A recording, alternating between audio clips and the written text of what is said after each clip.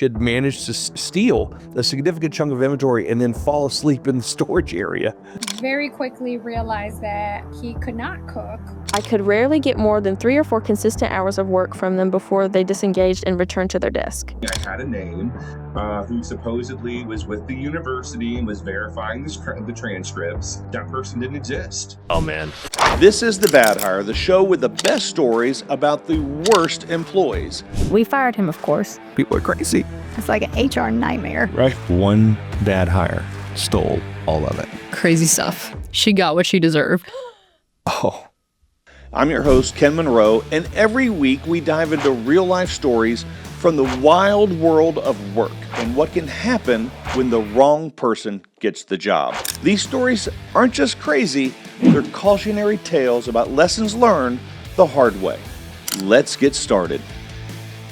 All right, hey everyone, welcome back to The Bad Hire, the show where the best stories about the worst employees happens. I did it just like you like it, every time. I'm back today. Nathan, Emma, what's up? Hey. Hey. What's up? Hey. How you guys doing? Good. Hanging out. Yeah. It's been a rough day. We've been trying to get live on TikTok, and Yeah, this has been... we didn't have enough followers. been a rough No, we day. are live on TikTok. We were Well, we're supposed not to start saying- filming an hour ago. in Not case you were just wondering. Yeah, it's 10:30 a.m. right now. We're supposed to start at 9:15. Yeah, oh, we're 45 minutes late. I love it. Something like that. Yeah. It's just a little bit late. No, an hour and 15. A little bit over. Oh, is it that long? Yeah. Oh, you're saying we were supposed to... Marcus slowed us down. No, I'm just kidding. Marcus is on the mic today. Say what's up, Marcus. I know. What's up, everybody? Can't see anybody here. Let's go. Okay, nice. He's over there somewhere. All right. All right, guys, you know the drill. We dive into the wildest, weirdest, like jaw-dropping stories, like, I don't know, first day flameouts, OG blow-ups. A lot of those. Yeah. Yeah. Those. A lot of blow-ups. Interview crashes, from offices, job sites, wherever. And we love to hear these great hiring stories and when they go bad. So that's what The Bad Hire is about. We love to hear it. We love to hear when they go bad. Yeah. All bad stories. The reality is we love it when they're good. And And it's not as part of a podcast. it's not as fun. Yeah. Yeah. But anyway, and don't forget we're running a $10,000 contest to win $10,000. You can submit your story at thebadhire.com. Submit it in. We're going to take it at the end of the year. We'll take a look at all the best stories we told all year. There'll be a big vote. I'm sure these people will argue back and forth and decide who to give $10,000 to. And then, yeah. We're reading one of the submitted stories today. We are. I think it's Emma's story for the day. I feel like you want me to say one that's not. I don't want you to say anything specific. I feel like you don't the want deal me to is say. you remember about all of them, and I can't do, remember but I which feel one. like you don't want me to say one that ended up very badly. Yeah, no, I don't. Exactly. Yeah, I don't want And you that's to. probably one I will take. Oh my God. But I did like the submitted one we got that one time. It was super long about the guy that kept calling and was like, I can't find the place, even though it was just there for orientation. And they was going back and forth on the phone all day. Yeah. And then by like 3 o'clock, they're like, you know what, just don't even come in today. Just come in tomorrow. Yeah. And then they ended up firing him. And then like 15 minutes later, he reapplied online. Do you remember that one? See, you remember it. That the real- was- that She was- remembers the... That was yeah. one of my favorite She's got the ones. social clips, so you watch you'll watch the stories like over and over again. So it's not like No. we're just, well, okay, maybe not. I don't really do that. I just remember them. Yeah, that'd be.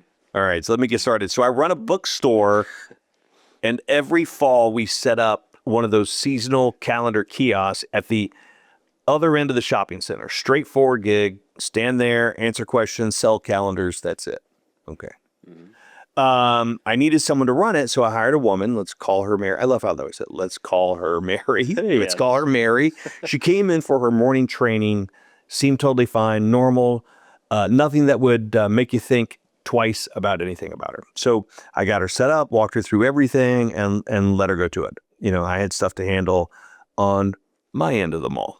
About an hour later, I head back over to check in, and I stop in the entrance because something is immediately wrong. About half the display is empty. Whole sections of calendars are just gone. And Mary is nowhere in sight. Oh, Mary. All right, I checked behind the kiosk. We use curtains to hide the backstop, the back stock. And behind the curtains, Mary's asleep. Oh, okay. On the floor? On her first day? Slowly I get small. stood there for a solid 10 seconds just trying to process what I was looking at. She had been on the job for less than a morning, really less than an hour. Yeah. And in that time, she had managed to steal a significant chunk of inventory and then fall asleep in the storage area. So she stole and then just fell asleep What right did she there. steal? What did she do with it? Wait, she stole or she let other people steal because she was sleeping? He said she managed to steal. Half that Maybe display was he missing. managed to get things stolen. I don't know. But anyway, half the shelf is gone. I said her name. She woke up. Okay. We had a conversation. It was a brief conversation. Wake up, Mary. Thing. So she stole half the stuff from the display, put it in her backpack. I don't know. You would think like New Job vibe would give you that adrenaline dump. You know, it's like new job. Yeah. Rock on. You know, I could stay awake for an hour. Maybe she's like, I finally got my job. Time to just coast. And So, well, it's not very busy right now. yeah, Quick nap. that's crazy. I just can't imagine that. Also, like, I'm lost with the stealing part. She stole? Or maybe she I just like... really think they just meant people stole while she was asleep. Because She why would she just wipe out the counter and then knock out on the floor? Where's my getaway plan? Just take a nap. I just stole everything, but I wanted a nap before I left because the getaway is going to be great. Yeah. Yeah. So About to go fast. I don't know. All right. All good signs flame out on the first hour. Yeah, those are the best stories. Well, the worst stories when they just don't last one day. Before we dive back into the chaos on the bad hire, this episode is brought to you by BChex. Hiring shouldn't feel like rolling the dice. Background checks should come with great tech, seamless integration, and customer service that delivers. That's BChex. Lightning fast results, unmatched accuracy, built-in fraud prevention. We help you hire the right people. Now, BChex plugs into over 100 HRIS and ATS systems, so your background checks run smooth, fast, and backed by top-level service. Protect your team, protect your reputation, protect your sanity. Go to BChex.io. That's BChex.io. We got a clip from Jeremy. Yeah, this is Jeremy. All right, and let's see what Jeremy's up to. Yeah.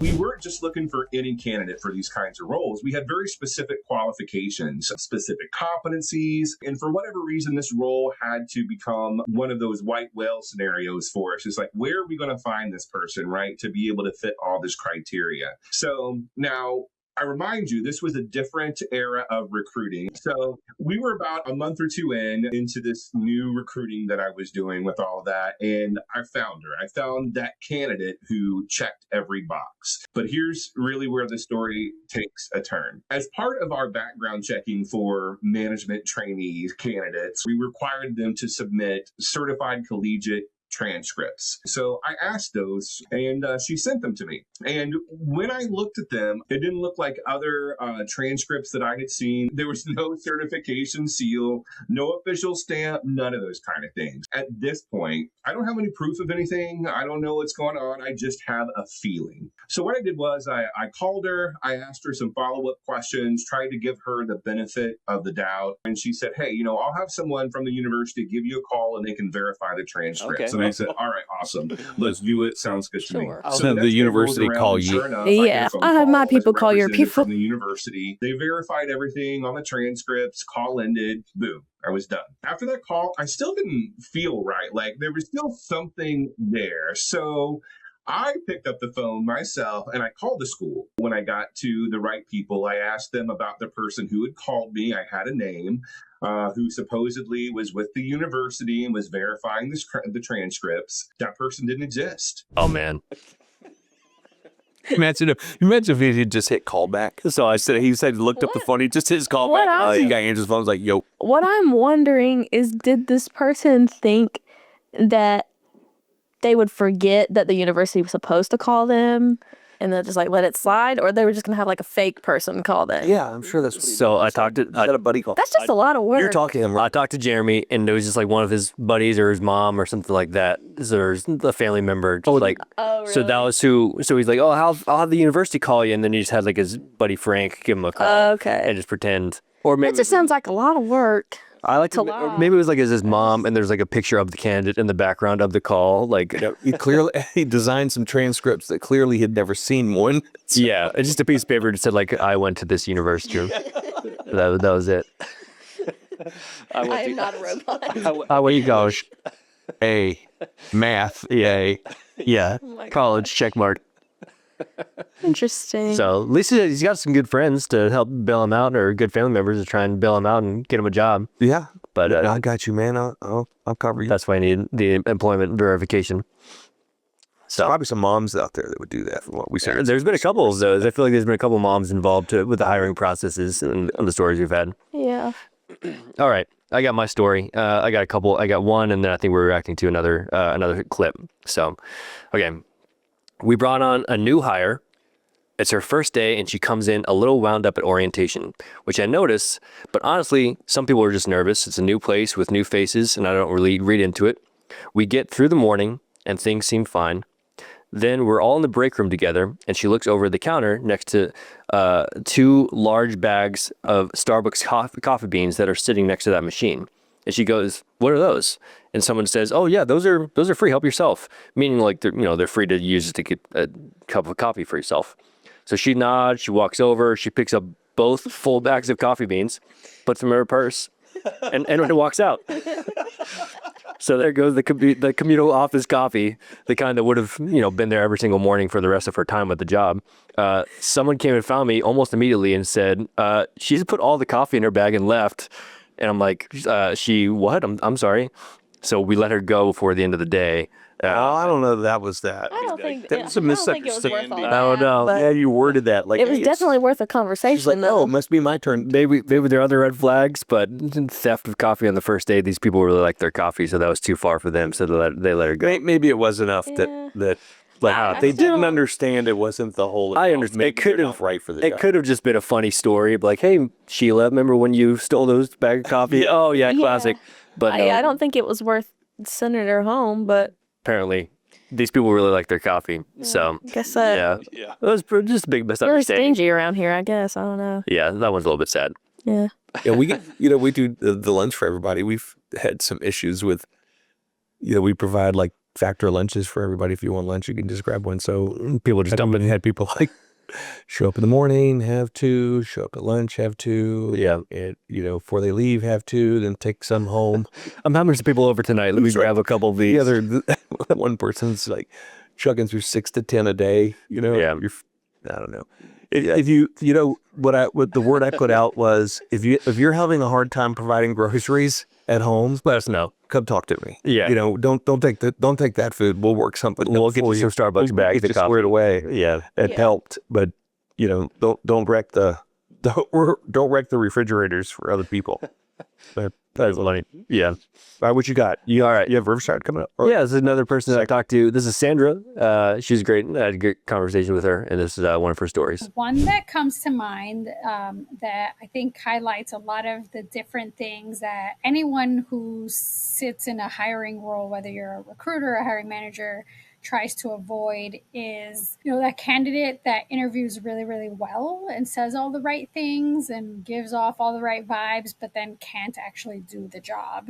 And so although we see this all the time, we hired a cook on the college campus that I worked at. We tiered off the cook level so that we can compensate people with more advanced skills at a higher level. And so we had a cook 1, which is more entry level. A cook 2 can maybe take certain things and do them on repeat. And then the cook 3 was the highest level skilled position where basically anything the chef writes into the menu, you're supposed to be able to actually prepare yourself. We hired a gentleman who on paper was very qualified, had served as a cook in the armed forces for what he told us was years and done all kinds of dishes. And again, just great interview, said all the right things. We're excited because it's hard to find good culinarians, especially in a place like ours where it's not big city, lots of numbers to pull from, and very quickly realized that he could not cook when he was not able to make scrambled eggs for breakfast on day 1 after his training. No matter how we tried to spin it, like, well, maybe they didn't eat breakfast in the armed forces.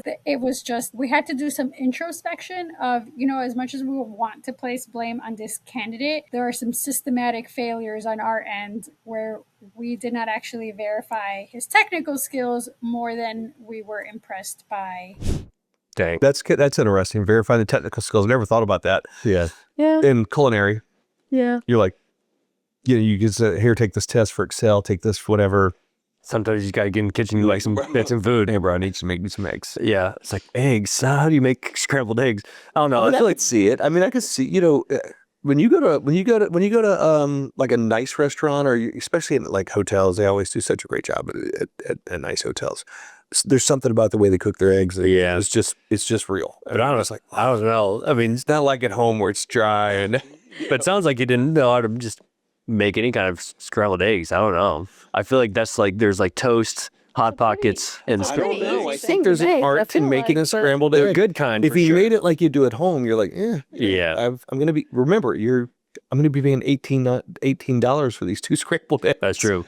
I expect them to, The Gordon Ramsay style has like the butter and all that kind of stuff. I don't know, but it is interesting. Like, how do you verify stuff for that kind of job? Because I feel like we always talk about background checks and job interviews, and you think, okay, somebody's sitting in an office, but it's like, okay, you need to verify the skills for cook jobs and chef jobs and like on site jobs and things like that. It's like you need to I had that job before, so verify those skills somehow. Yeah. all right, Emma, what's up? Okay.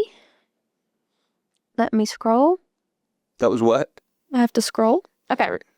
This is a story that was submitted to us. Oh, nice. They wanted to stay anonymous, so I won't be saying Keep who it this is. anonymous. Marcus, is it you? No. It was not Marcus. All right. A few years ago, when I was working at a very small biotech startup, I hired a lab assistant. The role was straightforward: basic bench work, inventory management, and general lab upkeep. We found a candidate with an impressive resume, strong relevant coursework, and a master's degree, so we brought them on. Like many small startups, we didn't have HR, so all hiring and performance evaluation fell on me. Not me, but the person that submitted the story. You submitted the story. Not me. On their first day, they disclosed that they were neurodivergent and proceeded to sit at their computer for the remainder of the day. The neurodivergence was definitely not an issue, but the job required activity on the lab floor. Bench work isn't strenuous, but it is hands-on and requires being physically present. From the start, I had to repeatedly prompt them to step away from their desk and engage in training. Any task I assigned would be completed as quickly and poorly as possible, followed by an immediate return to the computer. At first, I assumed this was a communication issue, so I focused on building more structure and support. I created an improvement plan with a daily schedule, step-by-step written instructions, and tasks broken into hourly time blocks. Despite these efforts, I could rarely get more than 3 or 4 consistent hours of work from them before they disengaged and returned to their desk. There were also gaps in Microsoft Office skills, such as Excel, which made all of the computer time even more difficult to account for. Well, early on, I realized they were working a side job during work hours. I addressed this directly, explaining that this wasn't an appropriate use of company time. Their response was that they had nothing to do, quote unquote, despite having responsibilities assigned by the hour. On another occasion, they stepped away from their computer and left explicit fanfiction visible on their screen. Oh, jeez. I nearly lost my mind. I followed up with a firm professional email and a serious face-to-face conversation, but by then I was already burned out from trying to do both my job and theirs with very little guidance. Eventually, we got acquired and I jumped ship for another company. Oh, wow. The new hire was eventually terminated when my former coworkers realized there was no amount of structure that could salvage this person's performance. Yikes. A very hard lesson for me on paying attention to job fit at least as much, if not more than, as qualifications. Yeah. That's tough. Okay, That can't get worse help and worse. me out here, because I have no idea, and I hope this is not bad. But Okay. what is neurodivergent? Neurodivergence is like an umbrella term for somebody that has the same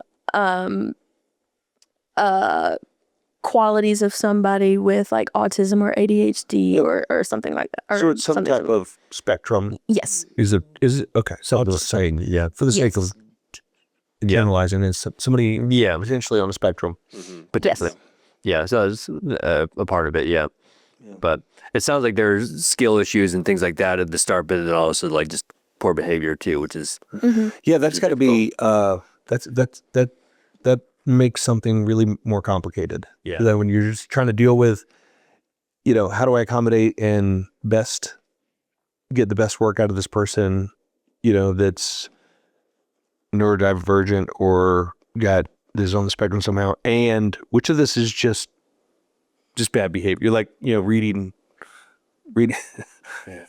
erotic fan fiction is Yeah. That's not. It's sort of different than not knowing how to use Excel well. Right. Yeah. Yeah. so I don't know. Dang. And what's crazy is that she stuck with it. She ended up leaving before the person did. Yeah, that's what's crazy about some of these stories is that some of them are like the Starbucks bags where it's like people are just like fired like that. It's like something kind of small, like, we fired them on the first day. Like, that's kind of extreme. And then sometimes it's like there's a lot that people go through and they like are never let go, or it kind of depends on the person, the organization, and things like how much people are willing to put up with and be patient through and things like that. Do you remember the story from a couple weeks ago where it was the girl was so sweet. And she's just like, Do you remember the story? Yes. It was a segment, and she was talking about how this guy is the guy that like didn't show up. Is that the same story? Where It was one of the from ones we Riverside reacted clip. to? Yeah, where like He followed up he- a lot during the interview showed- process, but then when it was time for him to be hired, he just never showed up. But he went and started his own He company. just kept trying to renegotiate. That's right. Maybe I should be hybrid. Maybe Oh, yeah. I just remember how. Yeah.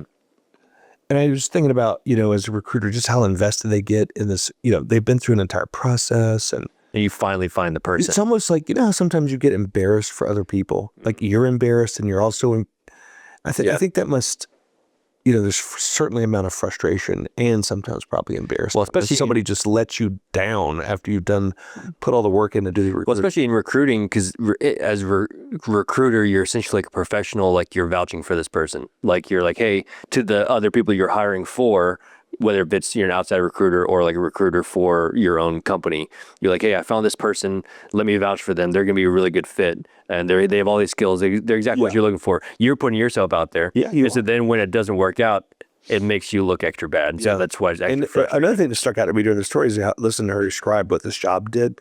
And I'm always impressed by recruiters, especially when they get specialties or in some organizations where maybe they're hiring engineers, right? And pretty soon they know about engineering. I mean, they can dig into the skills of an engineer. They know how to identify whether one's being honest or not. Yeah. They develop a real skill around that, and I think that's probably super valuable. Yeah. But wow, she bolted. Yeah, Yeah, it's tough.